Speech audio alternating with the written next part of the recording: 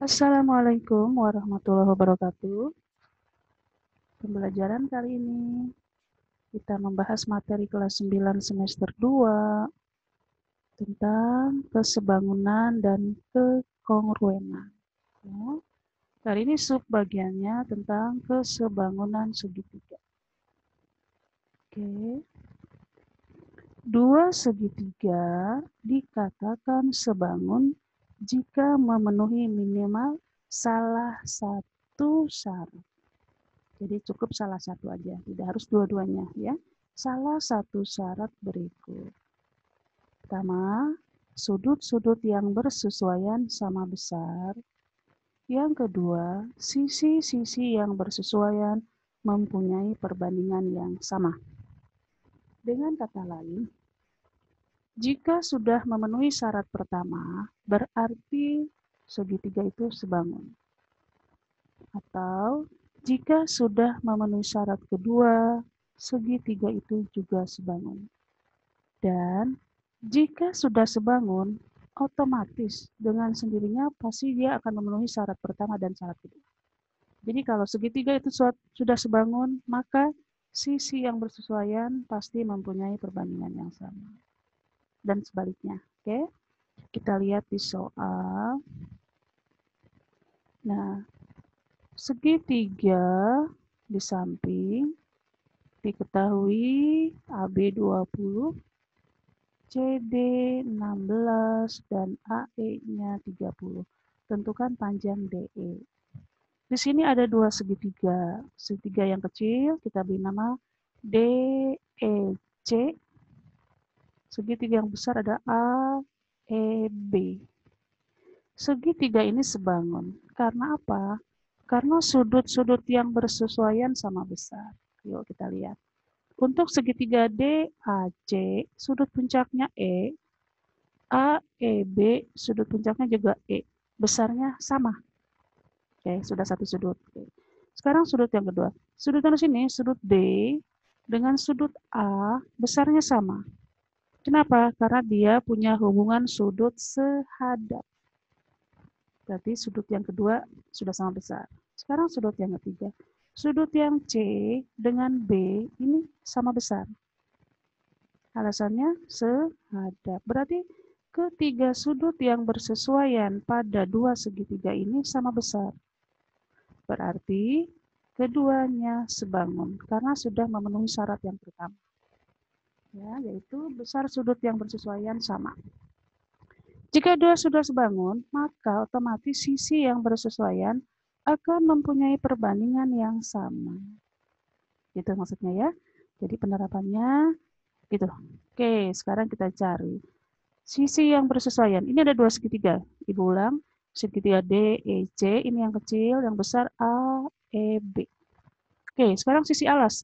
DC atau CD bersesuaian dengan AB. Kita tulis perbandingannya. CD per AB. Ini akan sama dengan DE, ini sisi kiri, berbanding AE. Sama dengan DE per AE. Jadi alas per alas sama dengan kiri per kiri. Ini CD di atas sebagai segitiga yang kecil, maka DE juga di atas. Oke, kita lanjut ya. CD per AB, di sini CD-nya diketahui 16, AB-nya 20 sama dengan DE. DE yang ditanyakan kita beri simbol X, per AE, AE-nya 30. Perkalian silang 20 kali X, 20X sama dengan 16 kali 30. Maka X sama dengan 16 kali 30 per 20. X sama dengan 24. Cara menghitung cepatnya gimana? Ini 30 sama 20 dibagi 10 ya. Jadi tinggal 3 per 2. 16 bagi 2, 8 kali 3, 24. Jadi panjang DE-nya adalah 24 cm. Oke. Soal yang kedua. Tuliskan perbandingan sisi-sisi yang bersesuaian dari gambar di samping. Nah, di sini ada dua segitiga. Segitiga yang kecil adalah RSE. Segitiga yang besar adalah RQP. Segitiga ini sebangun, mengapa? Karena memenuhi syarat pertama, yaitu sudut yang bersesuaian sama besar. Kita buktikan. Segitiga yang kecil, RSE sudutnya R, kemudian RQP juga sudutnya R, otomatis besarnya sama. Sekarang sudut yang di atas, ini S dengan Q juga besarnya sama dengan hubungan sehadap. Ini sudut yang kedua dengan sudut yang kedua sehadap sama. Sudut yang di bawah E dengan P juga sama dengan alasan sehadap. Berarti ketiga sudut yang bersesuaian besarnya sama. Berarti segitiga ini sebangun. Karena sebangun, otomatis perbandingan sisi yang bersesuaian juga akan mempunyai nilai yang sama. Oke, kita buat ya perbandingan sisi yang bersesuaian.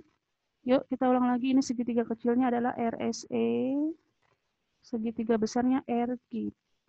Oke, sisi alas banding sisi alas, berarti RE banding RP akan sama dengan sisi atas RS dengan sisi atas lagi RQ.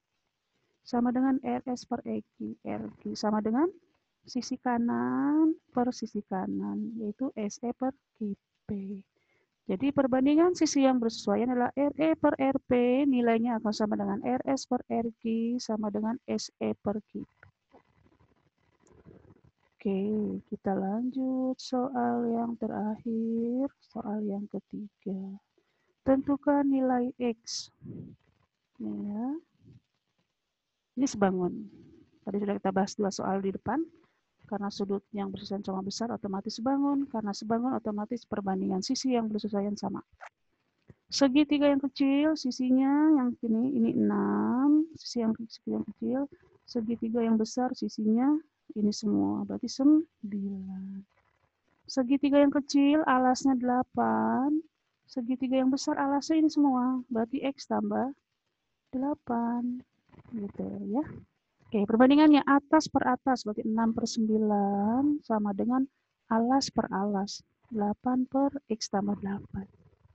Perkalian silang, 6 dikali X tambah 8. X tambah 8 dalam kurung, karena dia 2 unsur. Sama dengan 9 kali 8. Sifat distributif ya. 6 kali X, 6X, 6 kali 8, 48. Sama dengan 8 kali 9, 72. 6X sama dengan 72, ini pindah ruas dikurang 48. 6X sama dengan 72 kurang 48, 24. 6-nya pindah ruas, karena ini perkalian. Kalau pindah ruas jadi pembagian, maka X-nya 24 per 6. X-nya adalah 4. Oke? Cukup sekian. Semoga kalian mengerti. Wassalamualaikum warahmatullahi wabarakatuh. Terima kasih. Selamat belajar ya.